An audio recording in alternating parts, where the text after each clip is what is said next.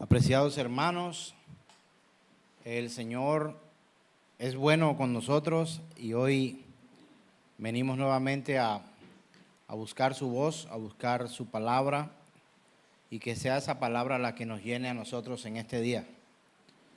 Ruegue conmigo por favor al Señor que el mensaje que hoy traemos para compartir pueda ser una enseñanza del Espíritu Santo de Dios para nosotros y que nos guíe en este tiempo. Espíritu Santo, gracias. Tú eres Dios, Señor, poderoso. Suplicamos tu favor, tu gracia y tu misericordia, tu bondad, tu justicia, tu fidelidad, tu grandeza, tu verdad. Todo cuanto tú eres, Señor, permítenos conocerlo a través de tu palabra y que podamos vivir conforme a tu voluntad en este tiempo de una vez y para siempre. Que esta palabra que hoy traes a nosotros nos pueda edificar conforme a tu voluntad. Te lo pedimos en el nombre de Cristo Jesús y decimos amén. Hemos venido transmitiendo nuestra serie Nuevo Pacto y hemos visto todo este año, lo que va corrido del año, lo que tiene que ver con ese pacto. Indudablemente toca remitirse a la Escritura para hablar de ese pacto y hablar también sobre la ley que fue dada, porque la ley mostró el pacto inicial de Dios con los hombres al ver su maldad y el cual también era su propósito. No que el hombre hubiera motivado a Dios para esto, sino que fue su voluntad dar a conocer su ley para que pudiéramos conocerlo profundamente.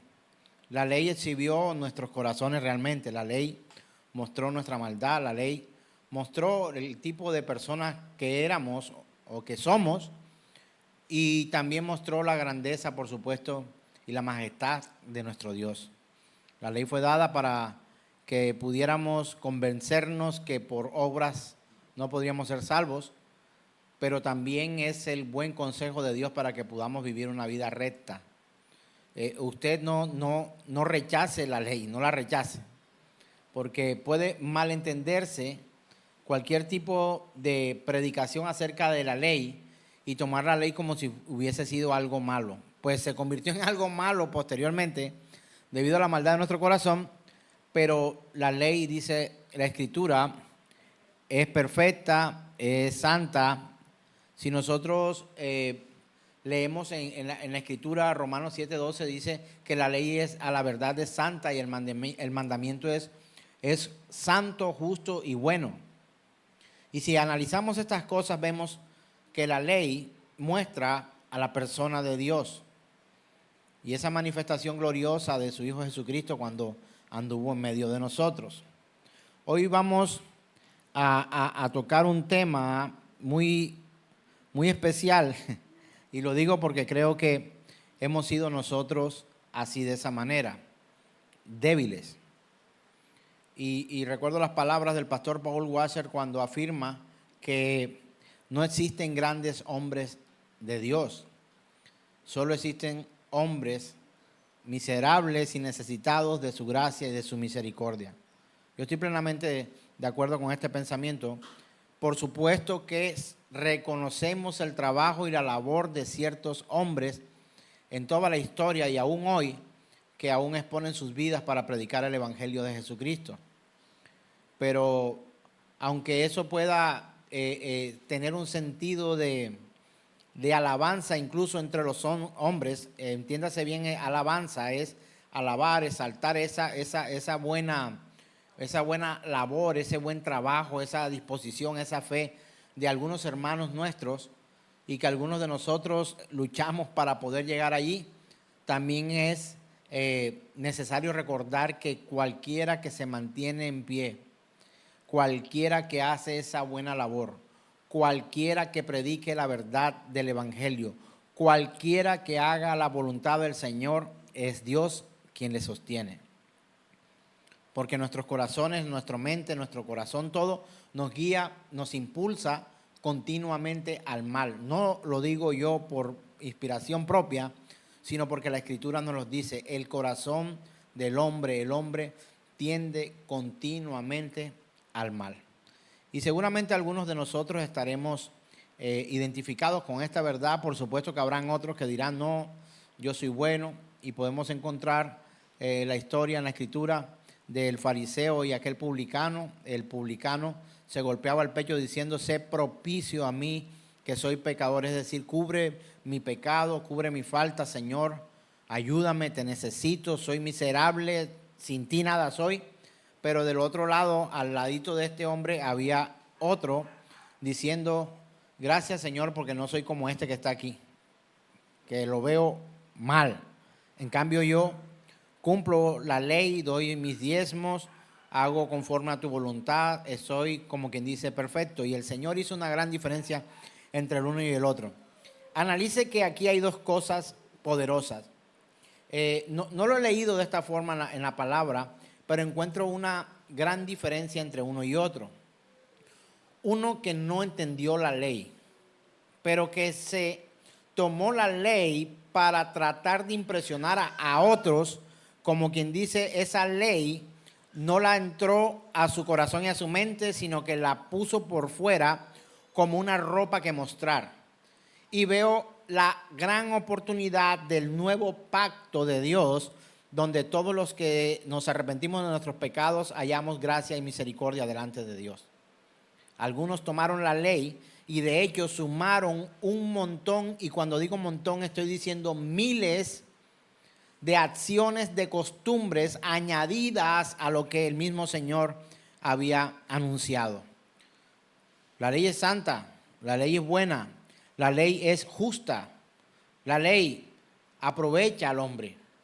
Pero no puede tomarse de esta manera porque algunos malentendieron esto y pensaron que al cumplir la ley o la mayoría de la ley, ellos estarían como blindados para que el mal no le tocara, porque de hecho consideraban que los que sufrían lepra, enfermedades o nacían con alguna discapacidad o limitación, era sencillamente porque eran pecadores, él o sus padres. Y usted puede recordar lo que ocurría cuando se encontraron en aquel día, iban con Jesús y encontraron a un hombre que era ciego de nacimiento. La pregunta fue, bueno, Señor, ¿y aquí qué pasó? Él es ciego de nacimiento. Al final, aquí, ¿quién pecó? ¿Él o sus padres? Y no entendieron que aún en nuestra debilidad el poder de Dios es capaz de glorificarse en medio de la aflicción. Y lo respondió el Señor de esta manera: ni él ni sus padres, sino que esto que le ha ocurrido es para que la gloria de Dios sea manifiesta ante todos ustedes. Y él, poniendo sus manos sobre aquel, oró por él, hizo algo específico y aquel ciego recobró su vista. De hecho, cuando llevan a ese ciego ante el concilio, le dicen que a ti te sanó un hombre pecador. Y estoy parafraseando. Y una de las cosas que este hombre dice, si es pecador no lo sé, pero lo que sí sé es que él me devolvió la vista.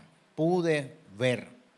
Entonces, podemos ver constantemente desde el principio de la Escritura hasta el fin de la Escritura un contraste.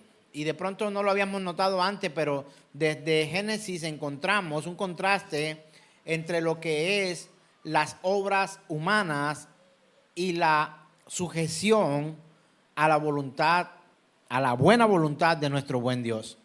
Desde Caín y Abel, el uno se le ocurrió o sintió llevar una ofrenda, pero llevó esa ofrenda conforme a su propio deseo, a su propia voluntad.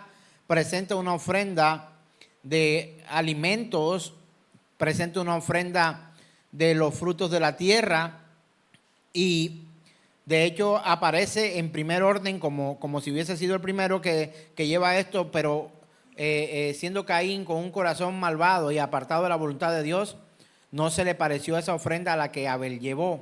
Abel lleva una ofrenda de un cordero para presentar delante de Dios, porque había entendido que ninguna obra de la tierra podría satisfacer la justicia de Dios y que era con sangre con que habría de cubrir el pecado. Él lo aprendió de sus padres. sus padres le contaron que cuando ellos fallaron, ellos fueron cubiertos con pieles y no con hojas. Pero si usted analiza la situación, Caín creyó que con clorofila podía cambiar lo que Dios había demandado y que fue sangre. Y si usted bien recuerda, cuando ha leído la escritura en Génesis, vemos que la escritura dice que el Señor había maldecido la tierra por causa del pecado. Por lo tanto, la tierra no podía producir algo que agradara a Dios, porque de su boca había maldecido a la tierra. La tierra, él dijo, producirá como frutos cardos y espinas. O sea, cualquier cosa que se le apareciera de la tierra al hombre no podía llevárselo a Dios como algo para que él se agradara de esto, porque el fruto de la tierra había sido también maldito. Pero no así. Abel presenta una ofrenda de sangre, comprendió lo que Génesis capítulo 3, verso 15 dice: la simiente de la mujer que traería a nosotros libertad, y que era con sangre que habría de expiarse el pecado que el hombre habría cometido. Y también los hechos que ocurrirían posteriormente también requerirían de derramamiento de sangre. Así que cada cordero inmolado, cada cordero en sacrificio, cada animal presentado delante de Dios era solo una sombra de lo que sería la manifestación del nuevo pacto. No, pero es que el Señor tuvo que cambiar la estrategia para poder salvar a los hombres. No. Dice la Escritura que somos aceptos, somos salvados, somos escogidos antes de la fundación del mundo, dice la palabra de Dios. Y sabiendo Dios todo, siendo omnisciente, sabía también que el hombre pecaría y que habría sobre él no solamente una manifestación de la ley moral, de la ley jurídica, sino que también habría una manifestación de su misericordia a través de la persona de Cristo Jesús. Eso no habría ahí nada que discutir. Dios es omnisciente, sabía todo. Algunos cuestionan si sabía Dios que el hombre iba a comer del árbol, ¿por qué puso ese árbol ahí? Lo habría escondido y no se lo había permitido. Te digo que Dios no ha creado robots, nos ha permitido a nosotros conocer a través de su boca la verdad, y Él siempre nos aconseja, a pesar de que de una u otra forma en su soberana voluntad, en su soberana escogencia, en su soberano llamado, Él permite que el hombre tenga las opciones frente a Él. Me encanta cómo lo explica A.W. Tozer. Tozer no entra en el dilema de que si todas las obras que los hombres hagan son por su cuenta, o todas las obras que los hombres hacen son porque Dios lo ha permitido. Hermano, el Señor es soberano sobre todo, y dentro de su soberanía permite cierto grado de elección para que su nombre sea glorificado por su criatura. Entonces, sabemos, obviamente ya entraríamos ya a tratar otro tema en otro momento que tiene que ver con esto del libre albedrío, y algunas discusiones como Juan Calvino y otros como el arminianismo empiezan una discusión que creo que aún no cesa, porque todavía hay unos en una esquina y otros en otra. Entender que Dios es soberano sobre todas las cosas, escoge a quien quiere, salva a quien quiere, permite que podamos conocer al Señor a quien quiere, solamente a través de su perfecta y buena voluntad. La palabra nos habla que la ley es, escúchelo bien, es y fue perfecta, lo es perfecta, como Él, como Dios. Dios también es justo, bueno y santo, así como su ley. Era una forma de manifestar su carácter también ante los hombres, para que pudiéramos caer en cuenta qué tan santo es el Señor y qué tan pecadores y débiles somos nosotros. Por eso este tema que hoy he traído para compartir con ustedes tiene que ver con la debilidad, tiene por nombre debilidad en la carne. Óigalo bien, en la carne. no en el pacto ni en la ley. La ley era fuerte. ¿Usted considera que la ley era fuerte? La ley era muy fuerte, como Dios es fuerte. ¿Usted considera que la ley era justa? La ley era justa. Lo que impedía era que los hombres vivieran de una manera injusta. Así que hay una ley también manifestada de esta manera. Ella tenía tres características: la ceremonial, la legislativa y la ley que era como esta ley, esta forma de convivencia con los otros y que incluía también la ley para poder adorar al Señor y la forma en que nosotros debíamos adorar al Rey de Reyes y Señor de Señores. Ahora, esa ley fue portada ¿por quién fue portada esa ley? ¿Por ángeles o por hombres? La da Dios y fue portada por hombres para que pudiera ser compartida de generación en generación. Y esta ley fue recibida primeramente en las manos de Moisés. ¿Y sabe de qué tipo de persona era Moisés? Moisés era del tipo de persona que era como testimonio de servicio al Señor y de fidelidad a Dios. Ahora le digo, no tan fiel como Dios. ¿Sabe por qué? Porque él era débil en su carácter, en sus pasiones, en sus pensamientos, en su carácter, en todo, en su temperamento era débil. Y si usted lee bien la vida de Moisés, también fue un hombre que llegó a matar, asesinó a un egipcio, y su vida también manifestó lo que habría de ser la debilidad del hombre.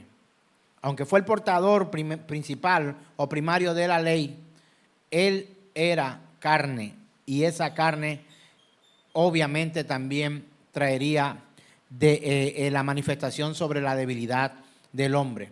Quiero que vayamos a la Escritura para corroborar esto en Hebreos capítulo 3, verso 5. Hebreos capítulo 3, verso 5. ¿Ya lo tenemos? Dice la Escritura: y Moisés a la verdad fue, ¿qué fue?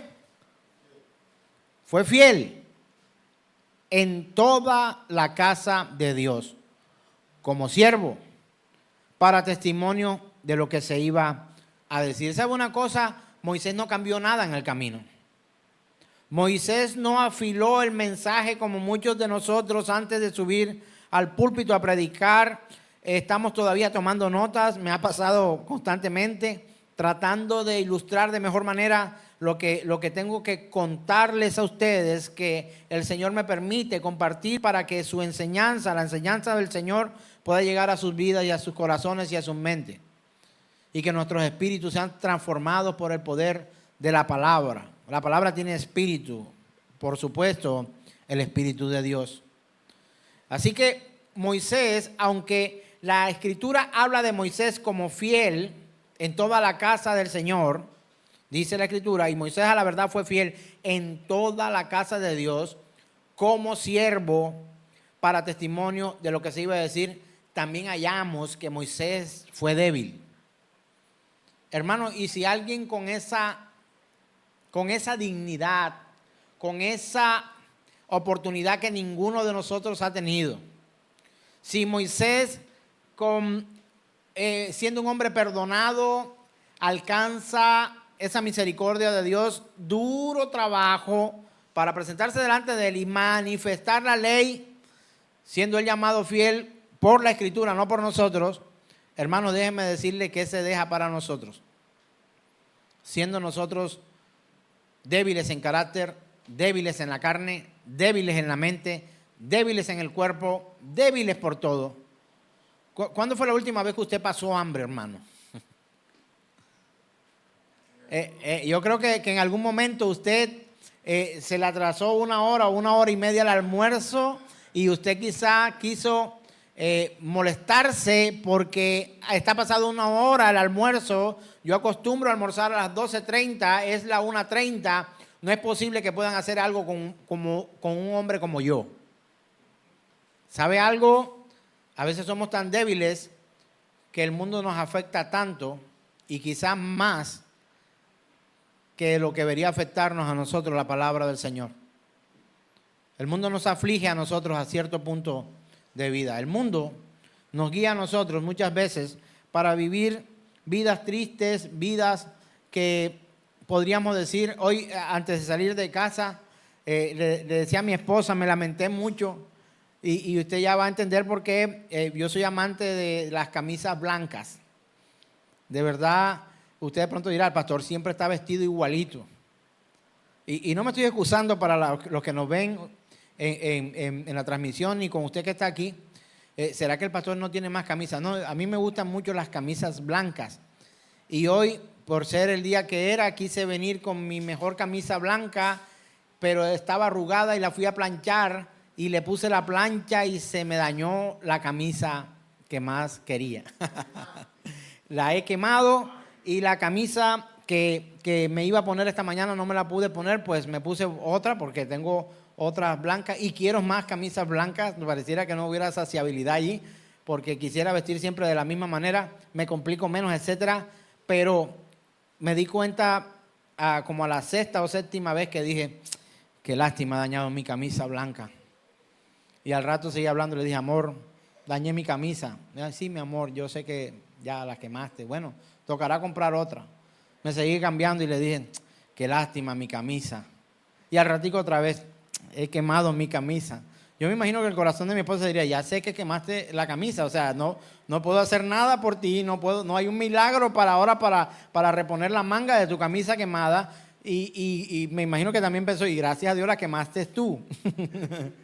Porque las cosas quizás hubiesen sido distintas si hubiese sido otra persona. Fui yo mismo, calenté la plancha, fui a planchar mi camisa y dañé. ¿Sabe una cosa? Nos afligimos por tantas tonterías, cosas que no tienen tanto, pero mi camisa blanca la he quemado.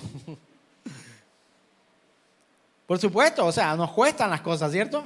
Y más cuando la he comprado para mis encuentros especiales en la congregación del Señor. Para mí, creo que si tuviera la mejor ropa, no lo dudaría un segundo para saber dónde me la tengo que poner.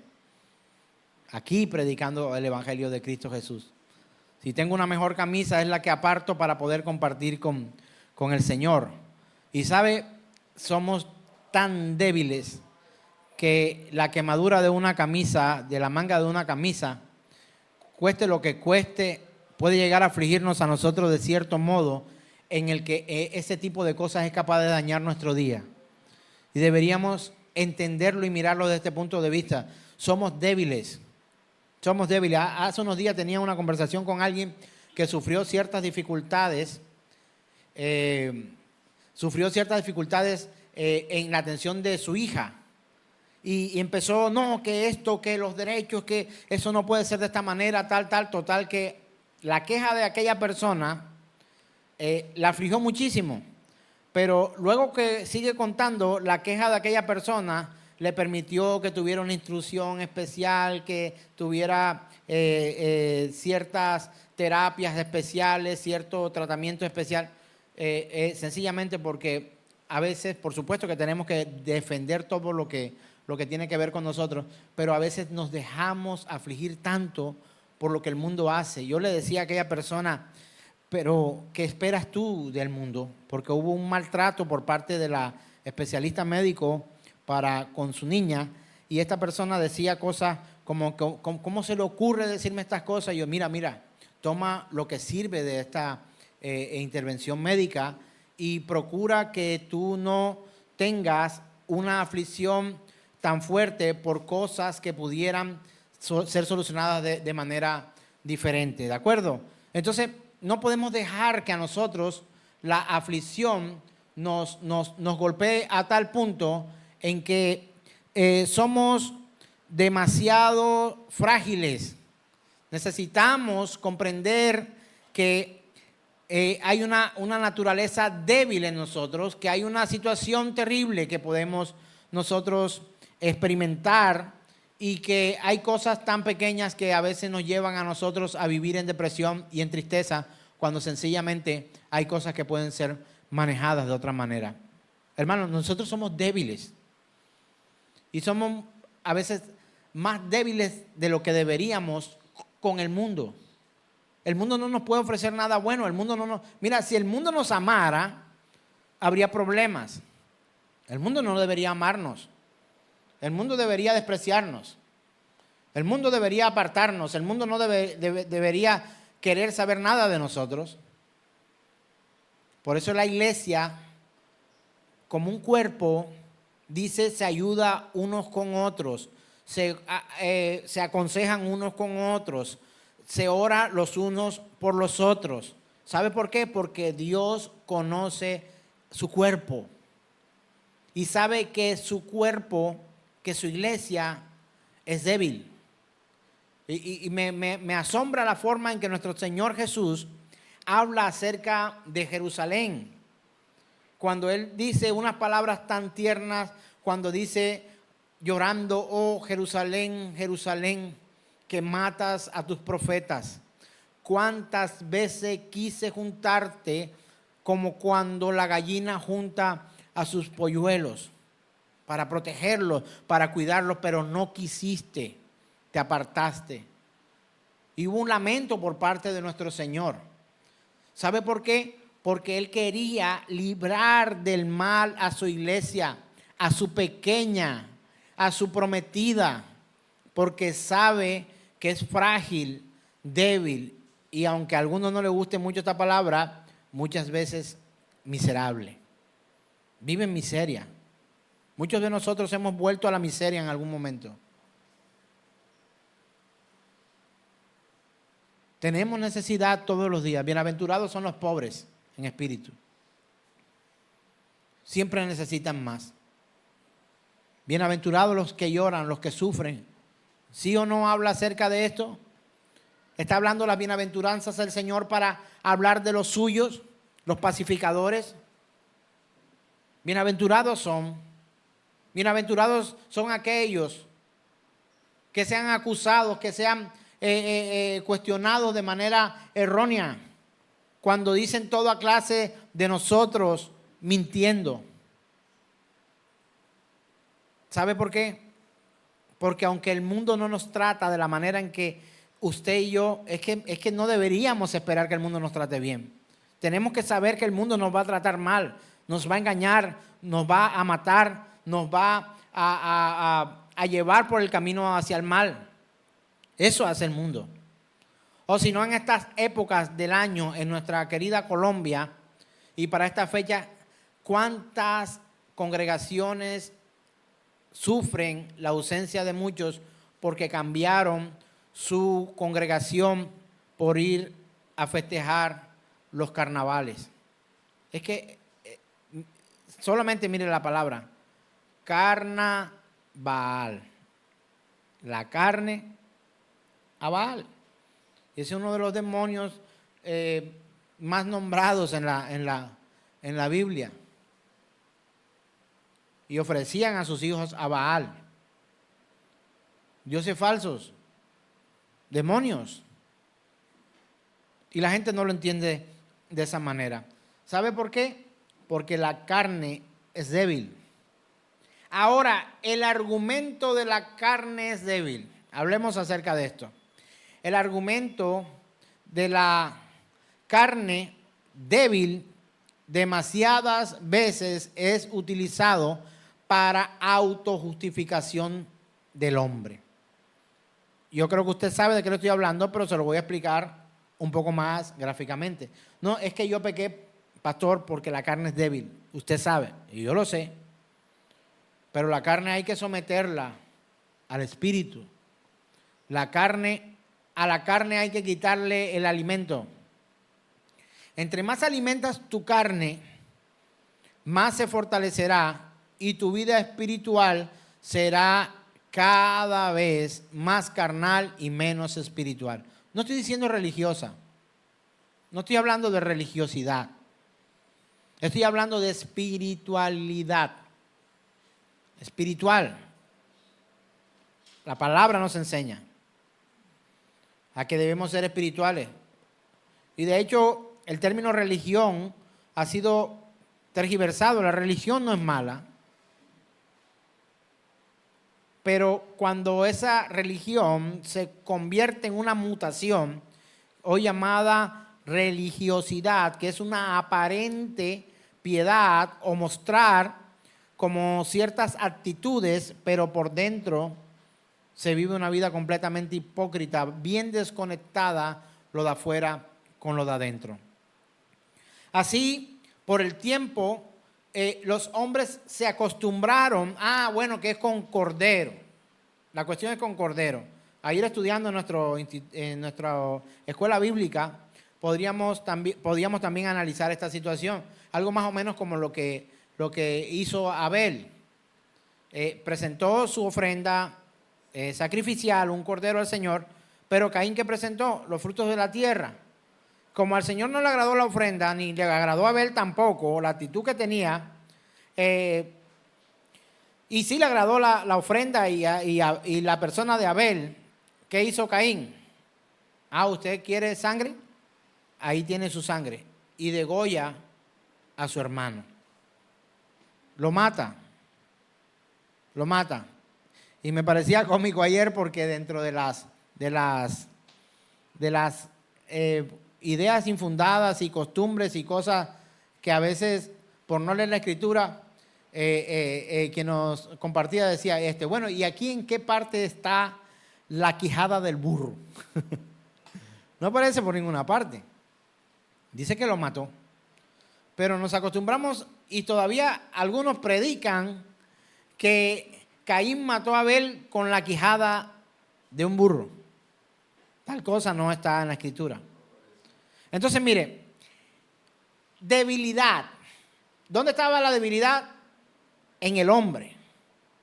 ¿Dónde estaba la fortaleza? En la ley y en Dios. La ley que representaba al Dios Todopoderoso. Mostraba su magnificencia en santidad y en todos sus atributos, en fidelidad, en soberanía, en autosuficiencia. Mostraba su magnificencia en su omnipotencia, en su omnisciencia. En todos los atributos de Dios mostraba una cantidad mayúscula de poder y de gloria. Los hombres tomaron la instrucción y quisieron de una u otra forma tratar de satisfacer al Señor, pero se volvió una cosa repetitiva y repetitiva, repetitiva y repetitiva una vez más, hasta el punto en que el Señor dijo, estoy harto de sus sacrificios. Porque por el hombre llenaba millones de piscinas de sangre, pero su corazón continuaba siendo malo, apartados de Dios, dispuestos a contradecir a Dios en lo que más pudieran, dispuestos a vivir una vida impía a pesar de conocer la verdad. Hermano, eso no es lo que hoy vemos. Mi esposa y yo decimos, pero ¿qué más hacemos? Hemos predicado la palabra a esta persona y esta persona parece que le entrara por un oído y le saliera por otro. Hermano, hermana, sigamos predicando el santo evangelio de Jesucristo. No es labor de nosotros convencer a ninguno de pecado, de justicia y de juicio. Esa tarea solamente la puede hacer ¿quién? El Espíritu Santo de Dios. Él es el que nos convence de pecado, de justicia y de juicio. Vayamos por favor a la Escritura, Hebreos capítulo 10, verso 4. ¿Ya la tenemos? ¿Recomendable traer la Biblia? Hebreos capítulo 10, verso 4 dice la Escritura. Porque la sangre de los toros y de los machos cabríos no pueden, dígalo conmigo, no pueden quitar los pecados. ¿Qué hacía la sangre en aquellos que vivían en la época de los sacrificios? Solamente los cubría. Tal y como ocurrió con Adán y con Eva, que procuraron taparse con los frutos de la tierra. Y aquí me refiero a las hojas. Ellos trataron de cubrir su cuerpo con hojas, pero su desnudez seguía siendo inmoral ante Dios. Ellos seguían pensando de una forma en que creían que sus propias obras iban a cubrirlos de la potencia, de la potente mirada de Dios que podía ver a través de cualquier cosa. ¿Y sabe por qué? Porque Él es omnipresente. Ese es otro de sus atributos. Ellos estaban tapándose por el frente, se veían bien elegantes con sus hojas, pero por la parte de atrás estaban completamente descubiertos. Descubiertos. Su maldad había sido expuesta. Y ellos aprendieron que con el sacrificio de animales fue cubierto ahora su cuerpo. De la misma manera, los hombres se acostumbraron a que su pecado fuera cubierto, pero no quitado. Hay una gran diferencia en que algo cubra. De pronto usted tiene o en su cuerpo, hay mucha gente que tiene una cantidad de por decirlo así, complejos con su fisionomía, con su cuerpo, con sus cuestiones. Entonces, si tiene una manchita que le queda por acá, entonces pasa con el cabello hasta aquí. Si se está quedando calvo como yo, empieza entonces a peinarse de cierta manera y a taparse para evitar que se pueda ver. Si tiene muchos rollitos por acá, entonces usa la ropa de cierta manera para que no se vea. ¿Qué se está haciendo? Solo se está cubriendo. Pero cuando viene el momento de intimidad, y no me estoy hablando de relaciones sexuales, de intimidad, de estar tú contigo y que te quitas tus ropas y vas a ducharte, por ejemplo, el cabello se te va para donde quiere. El chorro de agua te lo quita y quedas expuesto con tu marca, con tu cicatriz, con tus rollitos, con tus cositas, y estás ahí expuesto. ¿Qué pasó? ¿Por qué no te ves igual, acabado o acabada de levantar? Porque siempre nos levantamos y para no vernos como nos vemos en el espejo a las 5 de la mañana, antes de salir a entrenar o a orar o no sé, como usted quiera, se ve en el espejo, usted no sale así. ¿Sí o no? Yo me imagino la cara de algunos hermanos y algunas hermanas acabados de levantar. La verdad que no creo que se vean tan excelsos como pudieran verse en este momento, en esta reunión solemne. Seguramente tratarán de aplacar su cabello, de limpiar su rostro, de buscar algo para verse de la mejor manera porque vamos a salir. Y de hecho yo me he confesado, yo acabo de dañar una camisa. ¿Sí o no? Queremos vernos bien, pero tratamos de cuidar lo externo, pero muchas veces descuidamos lo interno.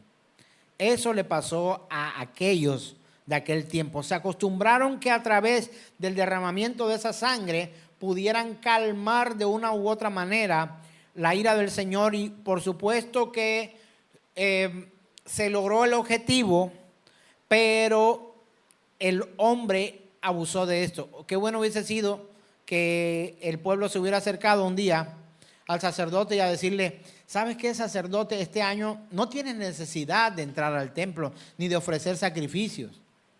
Bueno, ¿y eso por qué? Todos nos hemos portado bien, todos somos santos, justos y buenos. Pero ¿sabe qué? Eso nunca ocurrió. Y algo más, eso nunca va a volver a ocurrir, porque nunca pasó, ni pasará. Porque todos los hombres, todos nosotros hemos pecado, dice la Escritura, y todos estamos, ¿qué?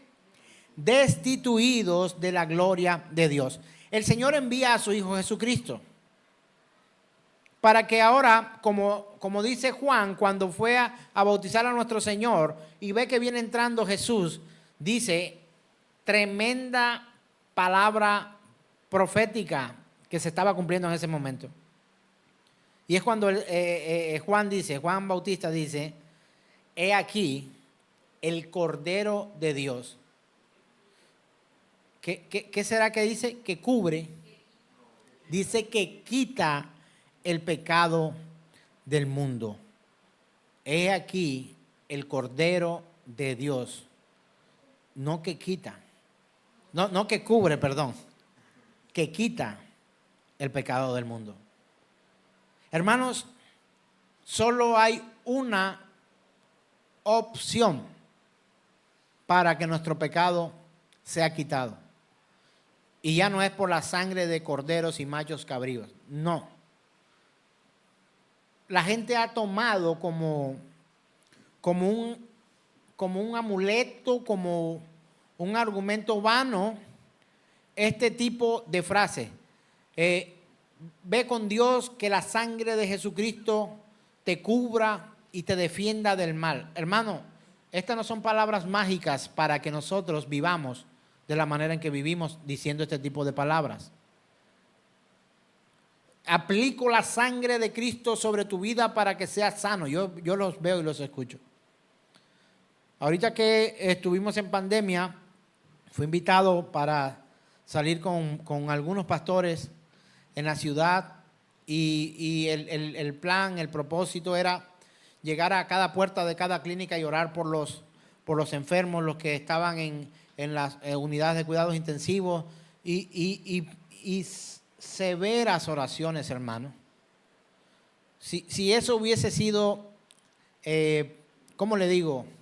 Si pudiéramos graficar lo que las oraciones decían, hubieran ángeles montados sobre todos los techos de todas esas cuestiones. O sea, se habían acabado los ángeles del cielo. Se los agotaban todos aquí en la ciudad, metiéndolos en cada lugar. Y las clínicas y hospitales ya no serían blancos, como regularmente son las clínicas y los hospitales. ¿De qué color cree usted que serían? Todas pintados de rojo. Todos pintados de rojo. Ay, ¿por qué pintan ahora de rojo las clínicas y los hospitales? No, porque la sangre de Cristo cubre este lugar. Hermano, la Biblia dice que la sangre de Jesucristo nos limpia, nos quita todo pecado. Es la que nos limpia del pecado. Es que estoy sin plata. Aplico la sangre de Jesús a tu cartera. He oído esto, delante mío lo han dicho. No sé cómo hacen para torcer la doctrina de esta forma, porque creo que le dan mucha rienda suelta a la imaginación. Terrible. Así que voy a hablar ahora algo de una u otra forma negativo de la ley. Usted dirá, no, pastor, cuidado, mire que usted acaba de decir que mostraba el carácter de Dios, ¿sí o no? He hablado algo de eso, por supuesto, pero quiero que usted se dé cuenta algo que de una u otra manera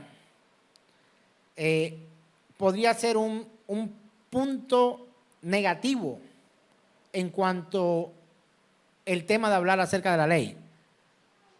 Romanos 8:3. Vamos por favor a la escritura.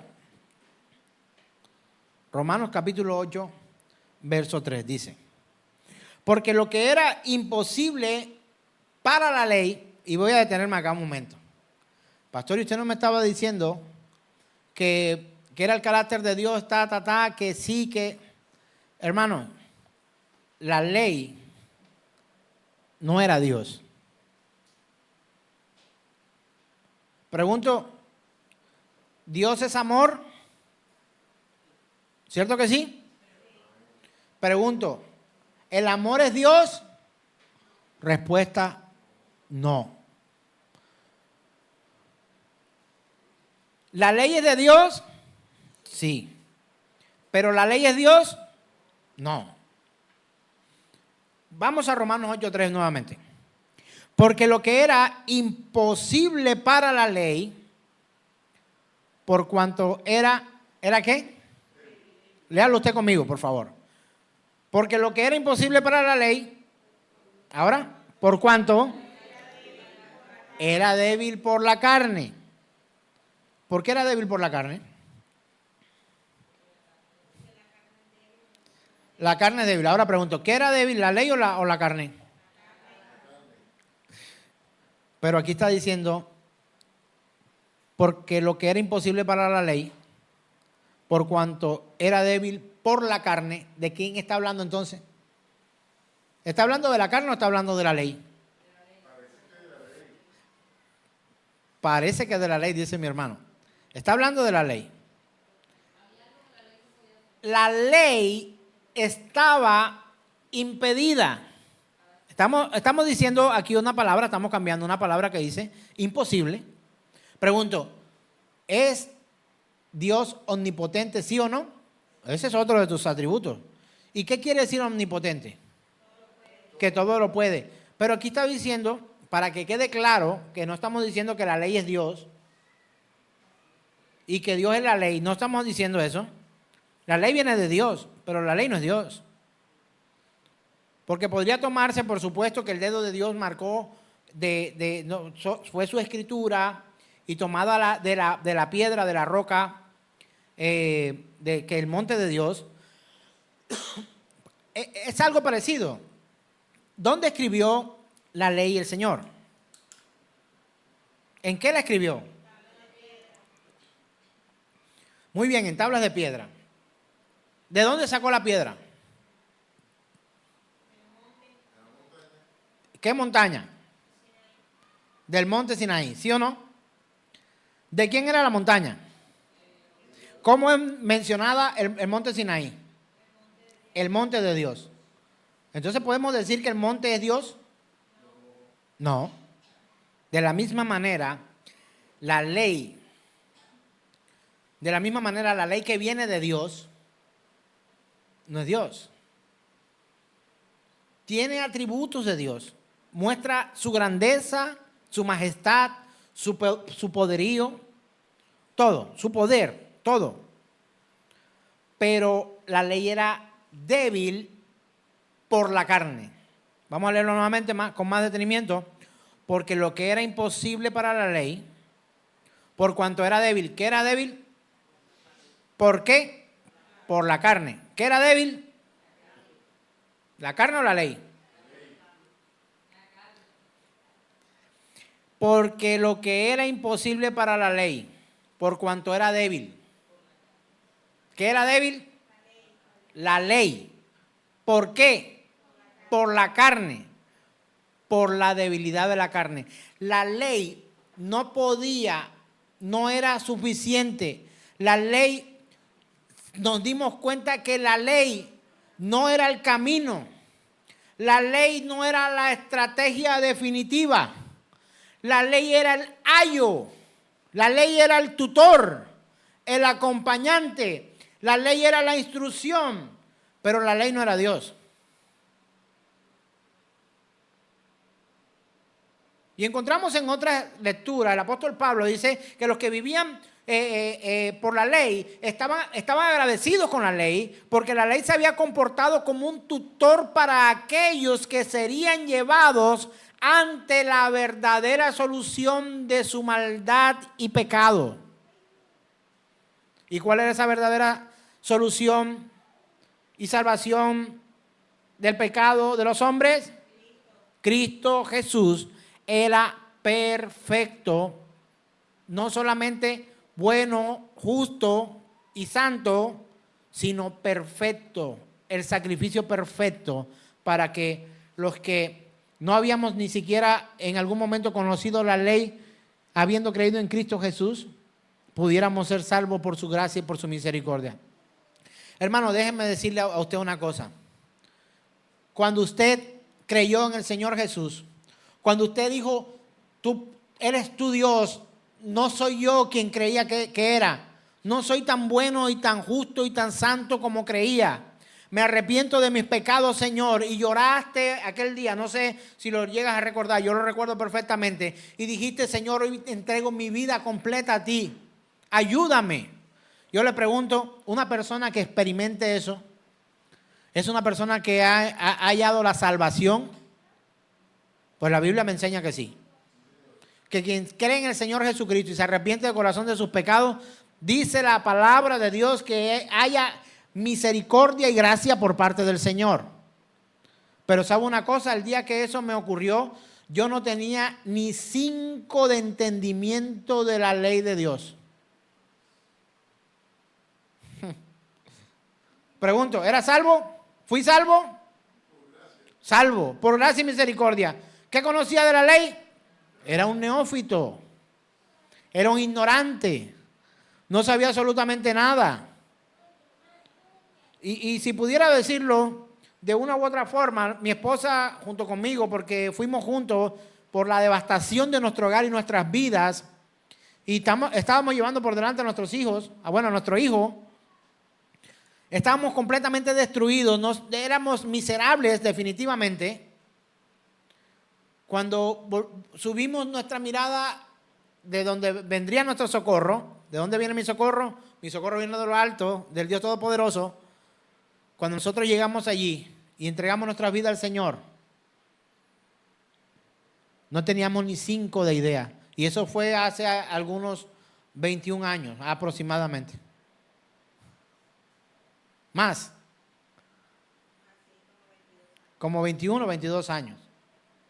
Aquí está mi esposa para los que están allí, por eso presto cierta atención en lo que ella me dice. Sí, entre 21 y 22 años aproximadamente. Y yo podría decir que realmente de esos 21 o 22 años, aunque siempre procuramos predicar lo escrito y no lo que nos imaginábamos o lo que oíamos que otros se imaginaban, éramos muy cuidadosos de predicar lo que la Escritura decía. Si nosotros podemos hablar de sentarnos a estudiar la palabra como tal, nosotros creo que si alcanzamos los 10 años es mucho. O sea, podríamos decir, más de la mitad de nuestra vida cristiana hasta el día de hoy la vivimos con mucha emoción, fervor, sujeción también, tratando de agradar a Dios, pero sin conocer la profundidad de su palabra.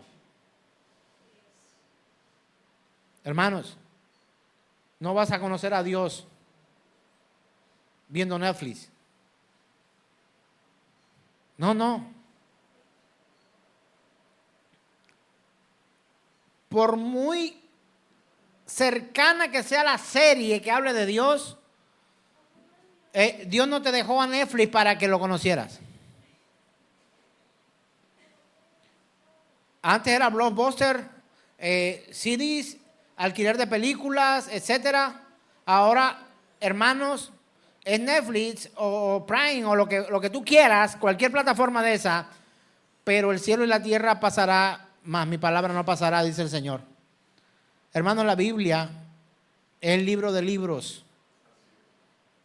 Es la historia de Dios, su autobiografía. Esto ha impactado el corazón de mi querido hermano Memo y le he dicho, es que la Biblia no es una historia que contar, es la historia de Dios para contar, es su autobiografía, porque Él la inspiró para que escribieran lo que Él consideró para que pudiéramos conocerle a Él. No hay otra manera, hermano. No es que a mí no me gusta leer, pastor, usted sabe lo que yo sufro. Escúchala. Coloque en YouTube la Biblia en audio y le sale. No es que yo no veo bien, pastor. O en el caso de algunos hermanos y hermanas que no saben leer. No puedo solucionar el problema de alfabetización quizá. Pero le puedo decir que entra a YouTube y escribe Biblia en audio o descarga una aplicación de la Biblia y puede escuchar de principio a fin toda la escritura, todas las veces que usted quiera. Hermano, la instrucción por parte del Señor es a través de la palabra de Dios. Juan 7:38 dice que el que cree en mí, como dice la Escritura, de su interior correrán ríos de agua viva. Ahora vamos a Hebreos capítulo 8, verso 6, por favor. Dice, pero ahora tanto mejor ministerio es el suyo, cuanto es mediador de un mejor pacto, establecido sobre mejores promesas. ¿De quién está hablando esta escritura? De nuestro Señor Jesús el Cristo. Pero ahora tanto mejor ministerio o servicio es el suyo. ¿El de quién? El de Cristo. Cuanto es mediador de un mejor pacto, establecido sobre mejores promesas. ¿Sabe por qué? Porque el antiguo pacto, hermano, vamos a quedarnos solo con el decálogo, con los 10 mandamientos. Hermano, yo creo que usted ni se acuerda de cuáles son los 10 mandamientos. Si no, hagamos la prueba. Dígame cuál es el 4. Dígame cuál es el 8. Se sabe el primero quizá y de pronto está mal. Porque si vamos a la escritura, no dice como algunos de ustedes piensan. Amarás al Señor, así que no es. ¿Cómo nos lo enseñaron? Amarás al Señor tu Dios sobre todas las cosas. Y si vamos al primero en la Biblia, dice, no tendrás dioses ajenos delante de mí, ni te inclinarás ante ellos, ni te postrarás, ni le rendirás culto, ni nada de esa cuestión. Hermano, necesitamos volver a la escritura. Si ni siquiera no sabemos bien el decálogo, los 10 mandamientos o las 10 palabras, como de otra forma podríamos decir. Hermano, el mediador de este mejor pacto, que es Cristo Jesús, nos ha llevado a entender que las mejores promesas están en este nuevo pacto. ¿Por qué? Porque no tengo que ser un teólogo para poder creer en el Señor. Pero ya creyendo en el Señor, el Espíritu de la palabra también entra a morar conmigo. El Espíritu de la palabra es el Espíritu de Dios también. Y me guiará, me impulsará, me motivará para que yo pudiera estudiar, meditar, reflexionar en su palabra. Así que este pacto poseería y mostraría una plenitud de la cual el antiguo pacto era solo una sombra. Voy a leer textualmente lo que el libro del pastor Paul Washer, El Evangelio y la Conversión Verdadera, dice. Este pacto poseería y mostraría una plenitud de la cual el antiguo pacto era solo una sombra. Haría demandas sobre el pueblo de Dios que superarían con creces lo que Moisés les había entregado, y proveería una transformación y poder que les permitiría obedecer. Hermano, cuando fue dada la ley, no había un ayudante de una u otra forma para que pudiera cumplirse la ley. ¿Sabe por qué? Porque una de las razones en que la ley fue manifestada fue para que el hombre se enterara en carne propia ¿de qué? De que no era capaz de cumplirla al pie de la letra, que necesitaría un Salvador, que debía ser dependiente de principio a fin. Y quiero terminar leyendo Hebreos capítulo 3, 1 al 3. Y por tanto, hermanos santos, ¿a quién está hablando? A los hermanos. ¿A cuáles hermanos? Venga acá. ¿A cuáles hermanos? A los hermanos santos. ¿Cuáles son los hermanos santos? La iglesia.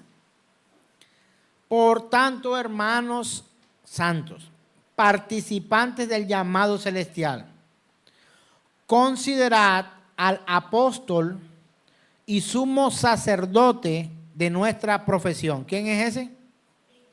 Cristo Jesús, el cual es fiel al que le constituyó, como también lo fue Moisés en toda la casa de Dios. Porque de tanto mayor gloria que Moisés es estimado digno cuánto tiene mayor honra que la casa el que la hizo.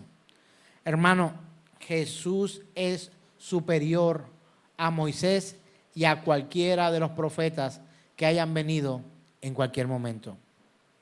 Así que, mis hermanos, lo poderoso de todo esto es que la ley ya no estaría escrita en tablas de piedra, impuestas en los corazones de piedra que resultarían en condenación y muerte. Ahora, esta ley en Cristo Jesús estaría marcada en nuestros corazones para la gloria de Dios Padre.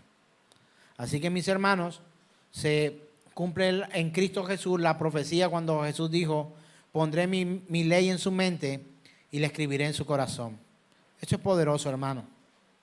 Y que usted y yo sepamos, entendamos que su propósito y su misericordia vendrían a nuestras vidas para librarnos del mal. Este nuevo pacto ya no se impondría como se impuso la ley, que condenó a otros muchas veces hasta sin oportunidad. El que sea hallado haciendo esto, muerto será. El que haga esto, que se muera. El que haga tal cosa, muerto será. El que haga tal cosa, despreciado será.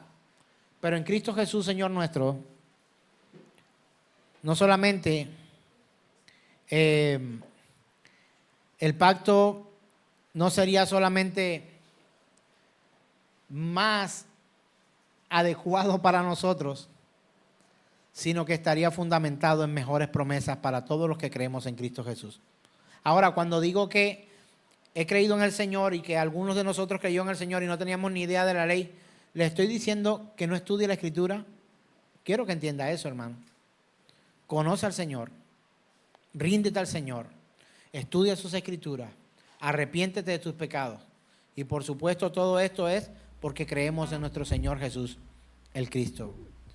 No hay nadie como Él, ni en los cielos ni en la tierra. Él ha puesto ahora en su iglesia, en la mente de nosotros, su ley, y también la ha puesto escrita en nuestros corazones. Así que damos gracias a Dios, porque Él ha venido para traer regeneración al hombre pecador.